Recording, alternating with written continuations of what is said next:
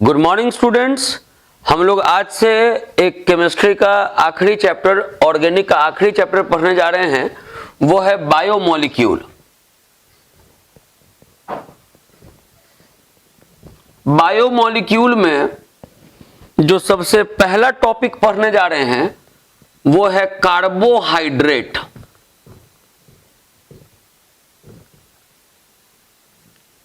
ये बायोमोलिक्यूल का सबसे पहला टॉपिक है कार्बोहाइड्रेट। देखिए, कार्ब मतलब कार्बन, ओ मतलब ऑक्सीजन,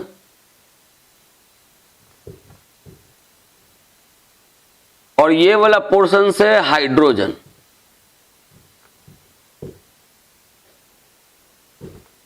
जानेंगे कि कार्बोहाइड्रेट में कार्बन, ऑक्सीजन और हाइड्रोजन होता है। It is composed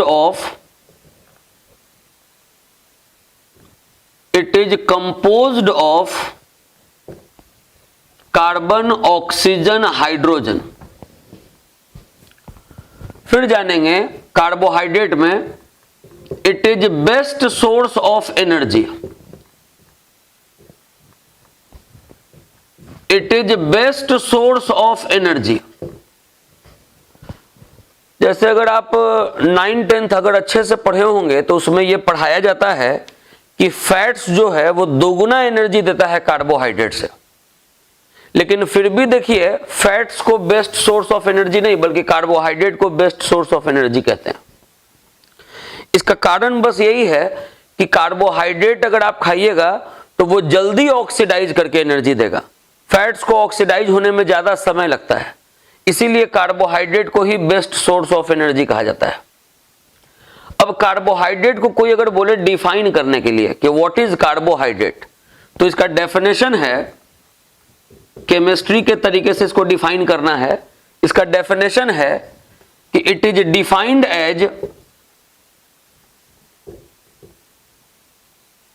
defined as optically active polyhydroxy aldehyde. It is defined as optically active polyhydroxy aldehyde और polyhydroxy ketone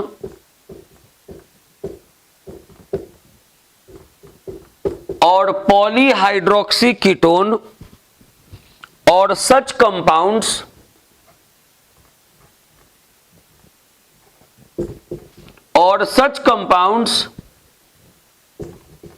which give these units on hydrolysis। Carbohydrate का definition लिखे हैं कि it is defined as optically active polyhydroxy aldehyde और polyhydroxy ketone और such compounds which give these units on hydrolysis. समझाते हैं धीरे धीरे। देखिए, पहले कार्बोहाइड्रेट का एग्जाम्पल लिख रहे हैं, ग्लूकोज। फॉर्मूला होता है C6H12O6।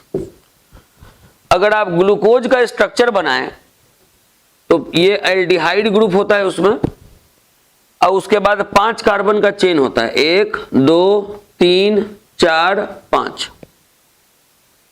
सारे कार्बन के पास होता है HOH HOH HOH HOH सारे कार्बन में। लेकिन ये जो तीसरा कार्बन है इसमें H इधर OH इधर, ये ग्लूकोज का स्ट्रक्चर है। इस पे आते हैं पहले, फिर दूसरा बताएं फ्रुक्टोज। फ्रुक्टोज का भी फॉर्मूला वही है जो ग्लूकोज का फॉर्मूला है। ग्लूकोज होता है C6H12O6, तो फ्रुक्टोज भी होता है C6H12O6। डिफरेंस ये है कि इसमें फंक्शनल ग्रुप जो मेन है, सीनियर ग्रुप, वो है एल्डिहाइड, और इसमें जो मेन ग्रुप है वो है कीटोन। ये 6 कार्बन का है कंपाउंड, दूसरे कार्बन पे कीटोनिक ग्रुप, सब में जुड़ा हुआ है HOH, सब में जुड़ा हुआ है HOH,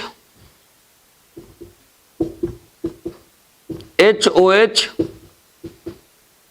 HOH, और जो तीसरा कार्बन है उसमें जुड़ा हुआ है OHH।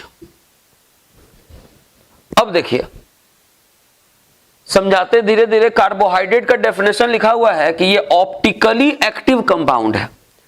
ऑप्टिकली एक्टिव कंपाउंड उसको बोलेंगे जो प्लेन ऑफ पोलराइज लाइट को घुमा देता है, या तो क्लॉकवाइज या तो एंटी क्लॉकवाइज। तो ऑप्टिकली एक्टिव कंपाउंड, किसी कंपाउंड को अगर होना है तो उसमें किरल कार्बन का होना जरूरी है। ऐसा कार्बन जिसके 4 बॉन्ड से डिफरेंट ग्रुप अटैच हो। जैसे अगर आप इस कार्बन को देखें, एक बॉन्ड से H अटैच है, एक बॉन्ड से OH अटैच है, एक बॉन्ड से CHO अटैच है, तो एक बॉन्ड से ये 4 कार्बन अटैच है। तो चारों बॉन्ड से अलग अलग चीज जुड़ गया, तो ये हो गया किरल कार्बन। वैसे ही ये भी किरल कार्बन है, ये भी किरल कार्बन है, ये भी किरल कार्बन है। ये किरल कार्बन नहीं है क्योंकि दोनों बॉन्ड से सेम चीज जुड़ा हुआ है। ये किरल कार्बन नहीं क्योंकि दोनों बॉन्ड से सेम चीज जुड़ा हुआ है। लेकिन इसके चारों बॉन्ड से अलग अलग चीज जुड़ा हुआ है। एक बॉन्ड से H, एक बॉन्ड से OH, एक बॉन्ड से 2 कार्बन, तो एक बॉन्ड से 3 कार्बन। ये भी किरल कार्बन है। एक बॉन्ड से H, एक बॉन्ड से OH, एक बॉन्ड से 3 कार्बन, तो एक बॉन्ड से 2 कार्बन। तो जिस भी कंपाउंड में किरल कार्बन है उसको ऑप्टिकली एक्टिव कंपाउंड कह सकते हैं। इसमें किरल कार्बन 4 है, इसमें देखिए किरल कार्बन 3 है, तो ये दोनों ही ऑप्टिकली एक्टिव कंपाउंड है। अब पॉलीहाइड्रोक्सी एल्डिहाइड, जब OH ब्रांच के रूप में होता है तो उसको हाइड्रोक्सी पढ़ते हैं। इसको ब्रांच इसलिए बोल रहे हैं कि क्योंकि अगर किसी भी कंपाउंड में एक से ज्यादा तरीके का अगर फंक्शनल ग्रुप हो, जैसे एल्डिहाइड भी है और OH भी है, अल्कोहल भी, तो आपको देखना होगा सीनियरिटी टेबल से कौन सीनियर कौन जूनियर। तो एल्डिहाइड सीनियर, अल्कोहल जूनियर, तो जो जूनियर है उसको ब्रांच बोलेंगे। तो जब अल्कोहल ब्रांच के रूप में आता है तो उसको हाइड्रोक्सी पढ़ते हैं। तो यहां बहुत सारा हाइड्रोक्सी है, एल्डिहाइड है, यहां बहुत सारा हाइड्रोक्सी है और कीटोन है। तो कार्बोहाइड्रेट ऑप्टिकली एक्टिव, ये देखिए ऑप्टिकली एक्टिव पॉलीहाइड्रोक्सी एल्डिहाइड है, या पॉलीहाइड्रोक्सी कीटोन है, या फिर ऐसा कंपाउंड है जिसको जब तोड़े तो ऐसा कंपाउंड मिले। ये कार्बोहाइड्रेट का डेफिनेशन है। कोई पूछे कार्बोहाइड्रेट क्या है, तो carbohydrate optically active polyhydroxy aldehyde है, या पॉलीहाइड्रोक्सी कीटोन है, या फिर ऐसा कंपाउंड है जिसको जब तोड़ेंगे तो ऐसा ऐसा कंपाउंड हमको मिलेगा। ये कार्बोहाइड्रेट का डेफिनेशन बताएं। अब इसके बाद जानेंगे कार्बोहाइड्रेट के टाइप्स के बारे में। जानेंगे कि कार्बोहाइड्रेट 3 प्रकार का होता है। कॉपी पे इसके बाद लिखेंगे टाइप्स ऑफ कार्बोहाइड्रेट।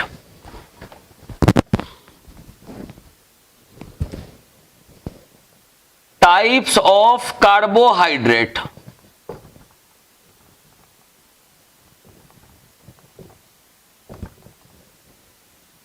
जानेंगे कार्बोहाइड्रेट 3 प्रकार का होता है।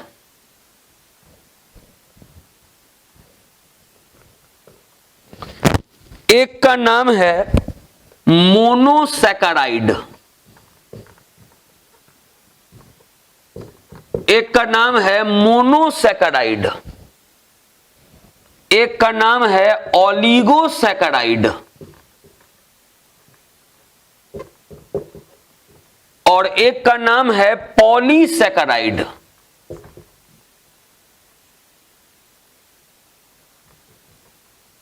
कार्बोहाइड्रेट 3 प्रकार का है।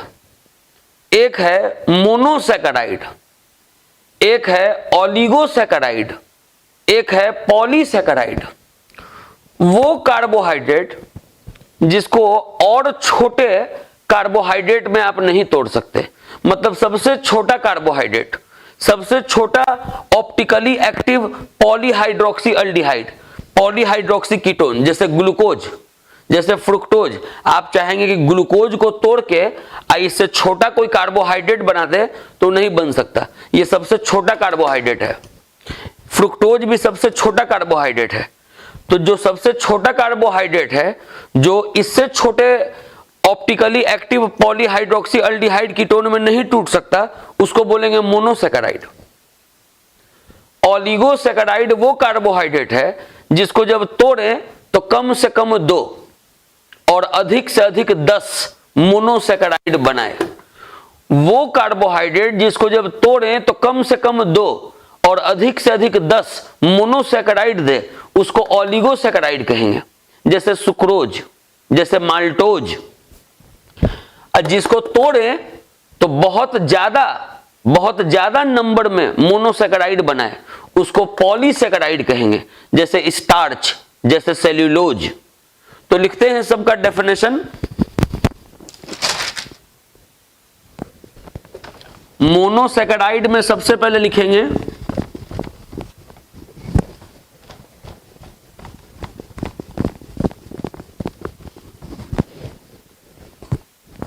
This is simplest carbohydrate. Monosaccharide में लिखेंगे this is simplest carbohydrate.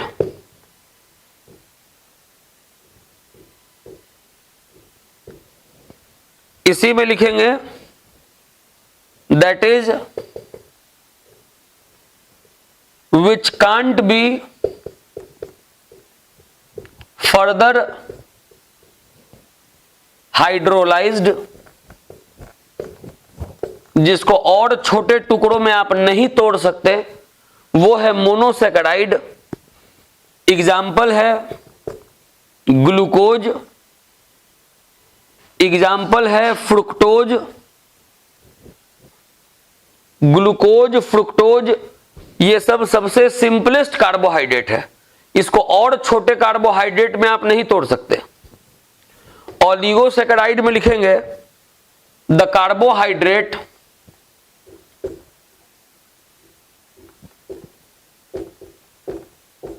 which on hydrolysis the carbohydrate which on hydrolysis gives 2 to 10 monosaccharide। ये हो गया ओलिगोसैकेराइड। इसका एग्जाम्पल है सुक्रोज, माल्टोज और आखिरी है polysaccharide. The carbohydrate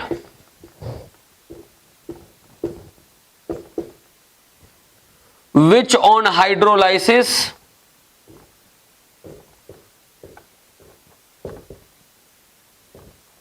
gives large number of monosaccharide। The carbohydrate which on hydrolysis gives large number of monosaccharide। Example हो गया इसका सेल्यूलोज, स्टार्च, ये सब पॉलीसैकेराइड है। अब देखिए, हम लोगों को 2 कंपाउंड एकदम डिटेल में पढ़ना है। सबसे पहला ग्लूकोज और उसके बाद दूसरा फ्रुक्टोज। तो कॉपी पर अब हेडिंग दीजिएगा ग्लूकोज।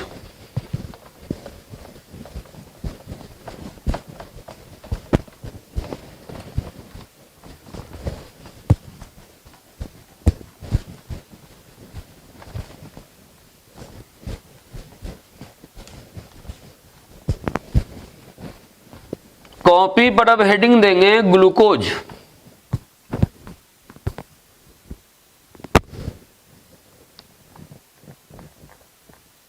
ग्लूकोज का फॉर्मूला लिख लेंगे C6H12O6। फॉर्मूला लिखने के बाद हेडिंग देंगे इसमें प्रिपरेशन। कैसे बनाते हैं ग्लूकोज को, दो प्रिपरेशन पढ़ना है। सबसे पहला, it is prepared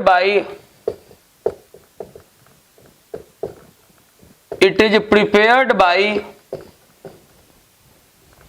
hydrolysis of sucrose. Sucrose जो आप चीनी घर पे खाते हैं उसको सुक्रोज कहते हैं, C12H22O11। कहता है कि ये जो सुक्रोज है C12H22O11, आप जब इसका हाइड्रोलाइसिस करवाइएगा, मतलब इसको जब आप पानी के मदद से तोड़िएगा तो दो चीज बनेगा। एक बनेगा C6H12O6, एक बनेगा C6H12O6। मतलब एक बनेगा ग्लूकोज और दूसरा बनेगा फ्रुक्टोज। ये ग्लूकोज का एक प्रिपरेशन हुआ कि सुक्रोज के हाइड्रोलाइसिस से ग्लूकोज बनता है। दूसरा, it is prepared by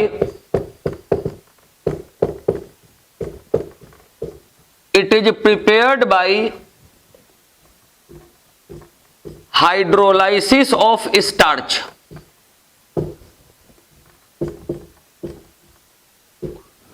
starch के हाइड्रोलाइसिस से भी ग्लूकोज का फॉर्मेशन होता है। स्टार्च होता है C6H10O5N। ये स्टार्च का फॉर्मूला है। इसमें अगर वाटर डालेंगे तो बनेगा C6H12O6 ग्लूकोज। तो ग्लूकोज का ये दो प्रिपरेशन हम लोग को जानना है। एक जानना है सुक्रोज के हाइड्रोलाइसिस से और एक जानना है स्टार्च के हाइड्रोलाइसिस से। अब देखिए एक बात, प्रिपरेशन के बाद पहले जो ग्लूकोज का एकदम स्टार्टिंग में जो स्ट्रक्चर बनाए थे, ग्लूकोज का स्टार्टिंग में जो स्ट्रक्चर बनाए थे पहले वो स्ट्रक्चर बना देंगे।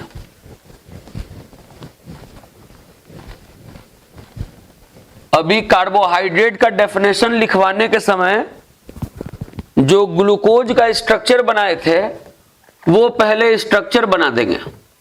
अल्डिहाइड ग्रुप, 5 कार्बन का चेन, सारे कार्बन से HOH HOH HOH HOH पहले ऐसे लिखेंगे, तीसरे वाले कार्बन से OH H। ये ग्लूकोज का स्ट्रक्चर है। स्ट्रक्चर बनाने के बाद ग्लूकोज का पूरा नाम लिखेंगे, D प्लस ग्लूकोज। बोले कि प्रिपरेशन लिखने के बाद कॉपी पे ये स्ट्रक्चर बनाएंगे। स्ट्रक्चर बनाने के बाद ग्लूकोज का पहले पूरा नाम लिखेंगे, D प्लस ग्लूकोज। ये जानेंगे कि ये जो प्लस साइन लगा हुआ है, प्लस साइन का मतलब है डेक्स्ट्रो रोटेटरी नेचर।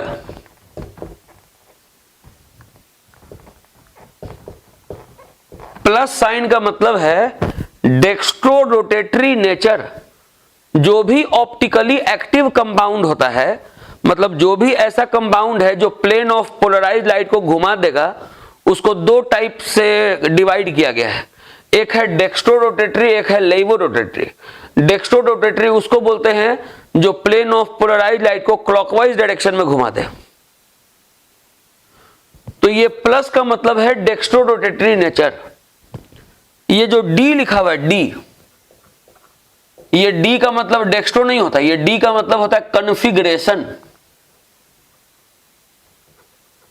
ऑर्गेनिक में कुछ कुछ तरीका है कंपाउंड को बांटने का, जैसे DL कन्फिग्रेशन होता है, RS कन्फिग्रेशन होता है, EZ कन्फिग्रेशन होता है। तो ये D जो है वो कन्फिग्रेशन है, एक कन्फिग्रेशन है DL कन्फिग्रेशन, सुन लीजिए, एक है DL कन्फिग्रेशन। किसी कंपाउंड को डिसाइड करना है कि वो D कन्फिग्रेशन वाला है कि L कन्फिग्रेशन वाला है, इसके लिए एक कंपाउंड को स्टैंडर्ड मान लिया गया है, उस कंपाउंड का नाम है glyceraldehyde.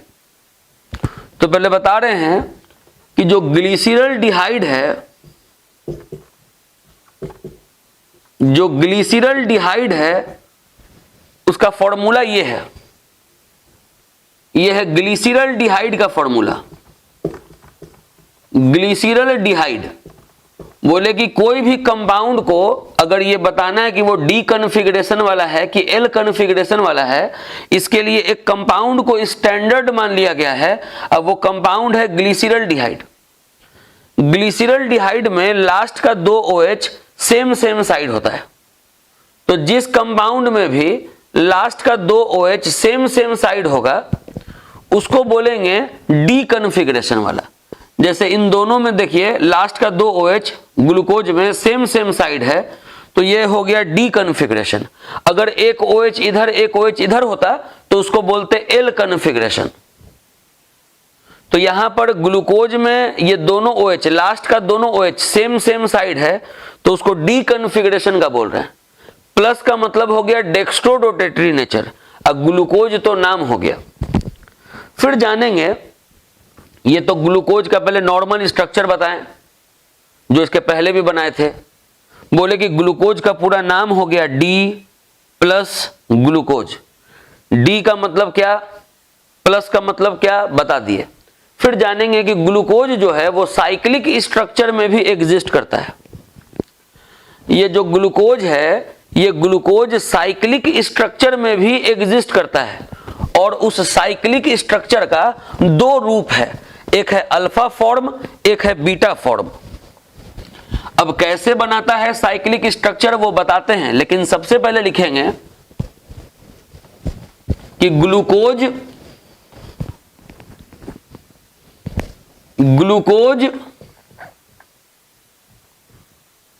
also exist in cyclic structure which has 2 forms. Number 1 alpha form, number 2 beta form. बोले कि ग्लूकोज साइक्लिक स्ट्रक्चर में भी एग्जिस्ट करता है, और साइक्लिक स्ट्रक्चर का 2 फॉर्म है, एक है अल्फा फॉर्म, एक है बीटा फॉर्म। ऐसा माना जाता है कि ग्लूकोज का जो 5वां कार्बन का OH है, CHO C जो बनाए थे, तो बोले कि 5वां कार्बन का जो OH है वो CHO के साथ जुड़ के साइक्लिक स्ट्रक्चर बनाता है। कैसे जुड़ता है वो हम अच्छे से समझाएंगे। अभी पहले लिखेंगे कि it is believed that OH of C5 मतलब 5th carbon, it is believed that OH of C5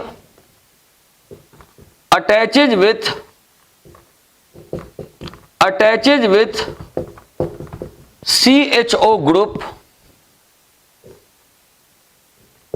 to give cyclic structure। बोले कि ऐसा माना जाता है कि 5वें कार्बन का जो OH है वो CHO के साथ जुड़ करके साइक्लिक स्ट्रक्चर बनाता है। जैसे सुनिए, ये ग्लूकोज का हो गया CHO, अब इसके बाद ये दूसरा कार्बन, तीसरा कार्बन, चौथा कार्बन, 5वां कार्बन, 6ठा कार्बन, H OH, तीसरे में OH H, चौथे में H OH, 5वें में O- H+, अभी दिखाएंगे कि कैसे पांचवा कार्बन का OH CHO से जुड़ेगा। ये बॉन्ड को ऊपर शिफ्ट करेंगे क्योंकि oxygen is more electronegative than carbon. तो क्या होगा, O पर माइनस, C पर plus, H CH OH COH H CH OH CH CH OH, यहां लिख दिए O माइनस, यहां का जो H प्लस है वो इस माइनस के साथ जुड़ जाएगा। अब ये जो माइनस है, ये जो प्लस है, ये माइनस इस प्लस के साथ अटैच करेगा। आपको दिखा रहे हैं कि कैसे है, ये 1, ये 2, ये 3, ये 4, ये पांचवा कार्बन का OH किस तरीके से CHO के साथ जुड़ रहा है। पहले तो बताएं कि ये जो OH है उसको O माइनस और H प्लस में दिखा दीजिए। ये बॉन्ड को ऊपर शिफ्ट कर दीजिए। ये बॉन्ड को जैसे ही ऊपर शिफ्ट कीजिएगा तो O में माइनस, C में प्लस। अब ये जो O में माइनस है, यहां वाला H प्लस इसके साथ जुड़ जाएगा। अब ये जो O माइनस है वो इस प्लस के साथ जोड़ेंगे। कैसे जोड़ेंगे दिखाते हैं, पहले इतना नोट कर लीजिए। देखिए, इस कार्बन पर दो चीज है, OH और H। हो सकता है कि H इधर बनाए, OH इधर बनाए। ये जो ऊपर में दिख रहा है OH, उसको बता रहे हैं कि हो सकता है कि आप H इधर बनाए, OH इधर बनाए। हो सकता है कि OH इधर बनाए, H इधर बनाए। बोले कि यहां वाला जो दिख रहा है ये OH और H, हो सकता है कि कोई H इधर बनाए, OH इधर बनाए। हो सकता है कि कोई OH इधर बनाए, H इधर बनाए। अब बाकी जो जैसा है वो वैसा। तो इसके नीचे है कार्बन HOH, इसके नीचे भी है कार्बन OHH, इसके नीचे है कार्बन HOH,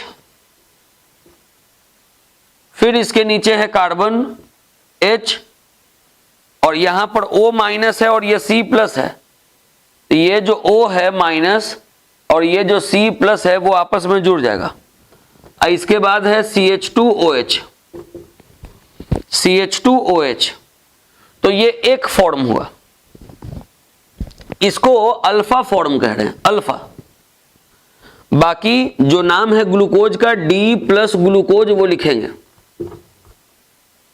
अब क्या बोल रहे हैं कि अगर OH को इधर, H को इधर लिखें।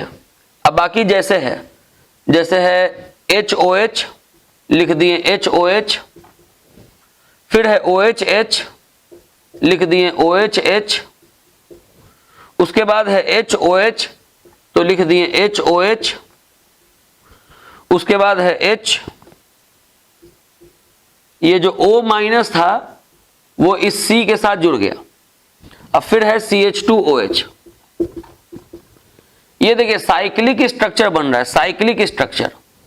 इसको अल्फा फॉर्म बोल रहे हैं, इसको बीटा फॉर्म बोल रहे हैं, बीटा D प्लस ग्लूकोज। क्या बताएं कि अभी लिखा हुआ है ऊपर में कि ग्लूकोज साइक्लिक स्ट्रक्चर में भी एग्जिस्ट करता है, और जिसका दो फॉर्म होता है, अल्फा फॉर्म, बीटा फॉर्म। बोले कि ऐसा माना जाता है कि जो पांचवा कार्बन का OH है वो CHO के साथ जुड़ के साइक्लिक स्ट्रक्चर देता है। तो ये देखिए पांचवा कार्बन का OH CHO के साथ जुड़ा है और ये साइक्लिक स्ट्रक्चर दिया, एक दिया अल्फा फॉर्म वाला, एक दिया बीटा फॉर्म वाला। अब जानेंगे कि ये जो साइक्लिक स्ट्रक्चर है ग्लूकोज का,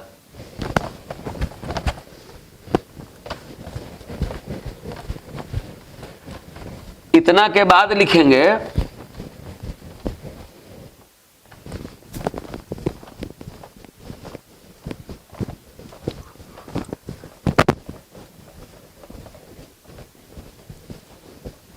इतना के बाद लिखेंगे कि द साइक्लिक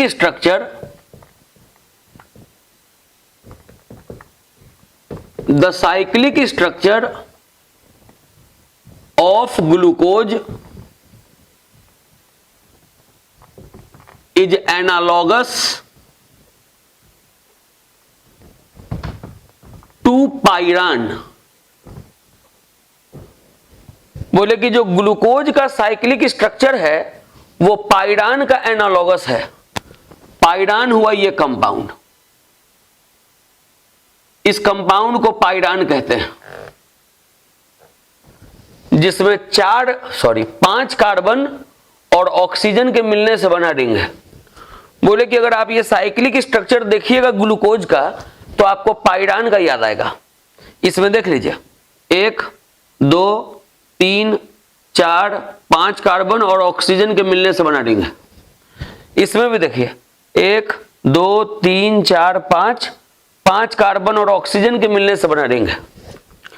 तो बोले कि ग्लूकोज का ये जो साइक्लिक स्ट्रक्चर है वो पाइरान का एनालॉगस है। अगर आप इसको ऐसे बना दें 1 2 3 4 5 कार्बन और ऑक्सीजन के मिलने से बना रिंग, यहां देख रहे हैं कि H और OH अटैच है, H और OH अटैच है इस कार्बन पे। फिर देखिए H और OH अटैच है, H और OH अटैच है। फिर देखिए OH और H अटैच है, OH और H अटैच है। फिर देखिए H और OH अटैच है, H और OH अटैच है।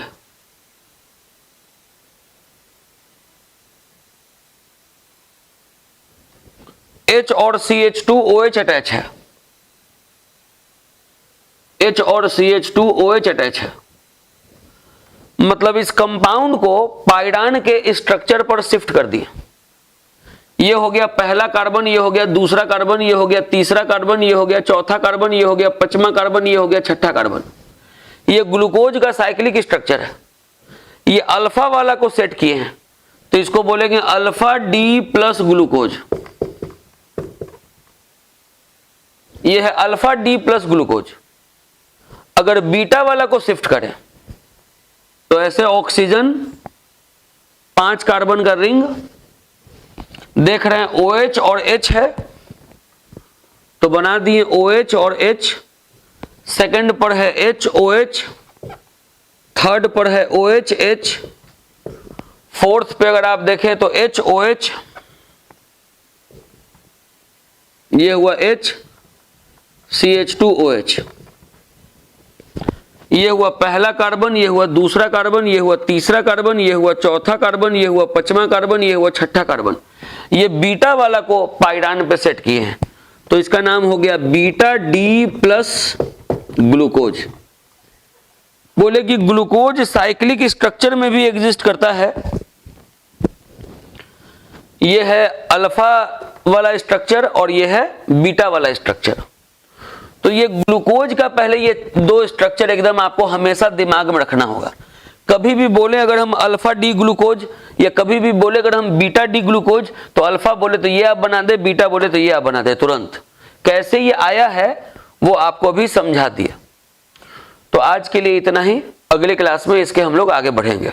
Enough for the day.